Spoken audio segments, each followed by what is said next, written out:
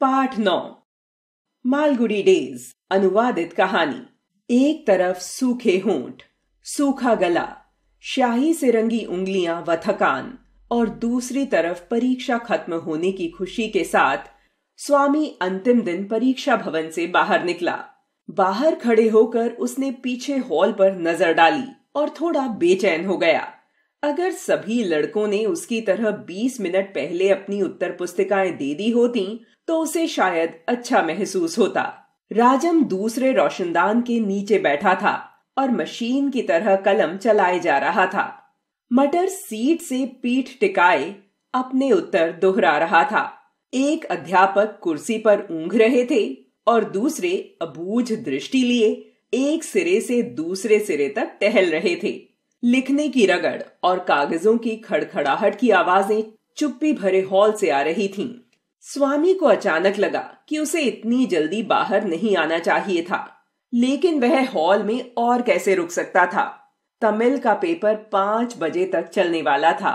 उसने आखिरी सवाल की आखिरी पंक्ति 4:30 बजे तक लिख ली थी। 6 प्रश्नों में से पहला प्रश्न उसने संतोषजनक रूप से किया था। दूसरे के बारे में उसे संदेह था, तीसरा ठीक था और चौथे के बारे में उसे साफ पता था कि वह गलत है, लेकिन उसे सही उत्तर का भी पता न था। छठा उत्तर सबसे अच्छा था। इसका उत्तर देने में उसे 1 मिनट लगा था। प्रश्न था, ब्राह्मण और शेर की कहानी से क्या शिक्षा मिलती है।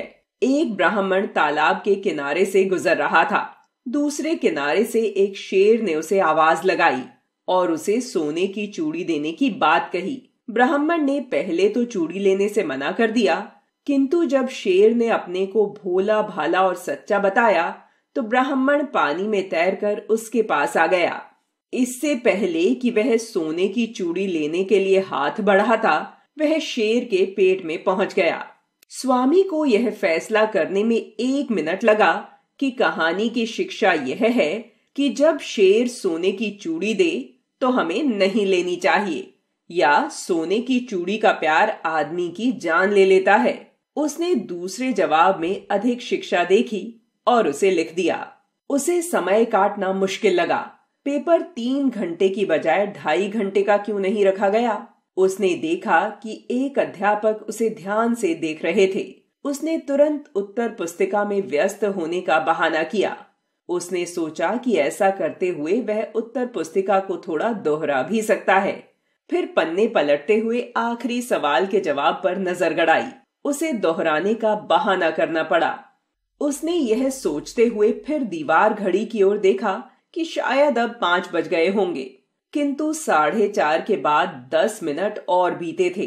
2-3 लड़कों को पेपर देते और बाहर जाते हुए देखा तो वह बहुत खुश हुआ। उसने जल्दी से पेपर के फ्लैप पर सुंदर मोटे अक्षरों में लिखा, Tamil, W.S. Swaminathan, first form, A section, Albert mission school, Malgudi, दक्षिण भारत, एशिया। घंटी बजी। टोलियों में लड़के हॉल से निकले। पिछले 3 घंटों का वातावरण एकाएक बदल गया। चारों ओर उत्साहपूर्ण बातचीत का कोलाहल भर गया। स्वामी के एक सहपाठी ने पूछा, तुमने आखिरी सवाल के जवाब में क्या लिखा? कौन सा? शिक्षा वाला? तुम्हें याद नहीं है? अध्यापक जी ने कक्षा में क्या बताया था?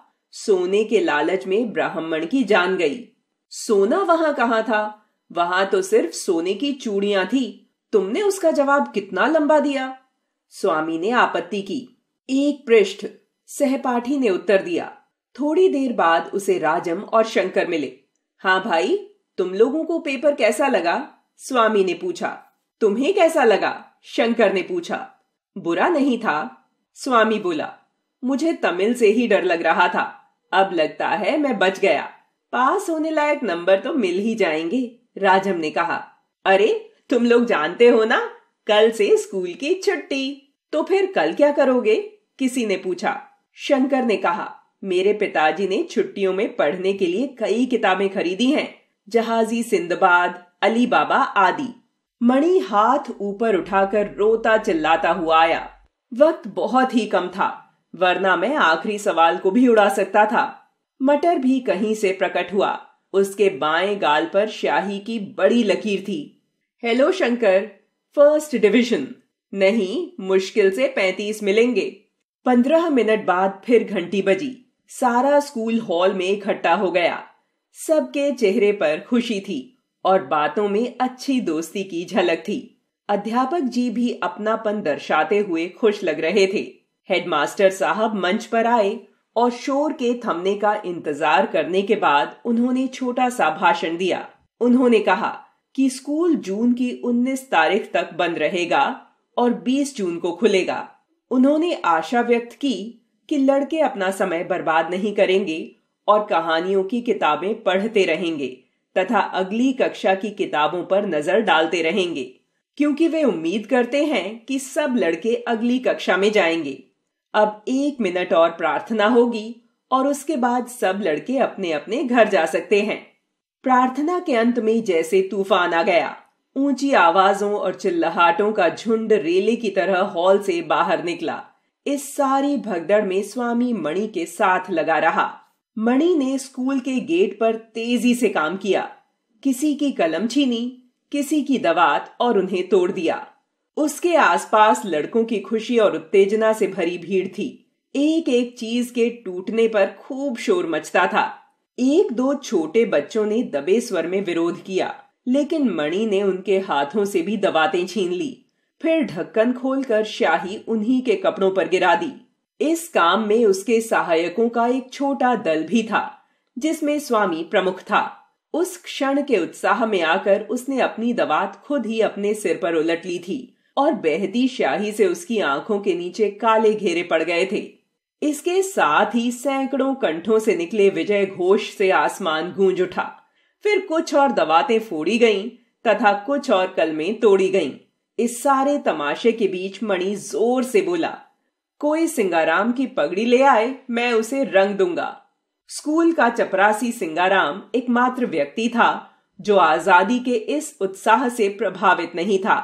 जैसे ही उसके कानों में भनक पड़ी कि उसकी पगड़ी को रंगने की योजना बन रही है, वह डंडा लेकर भीड़ की तरफ दौड़ा और उधम मचाने वालों को भगा भगा कर तितर बितर करने लगा। सीख: हमें पढ़ाई पर ध्यान देना चाहिए और अनुशासन में रहना चाहिए।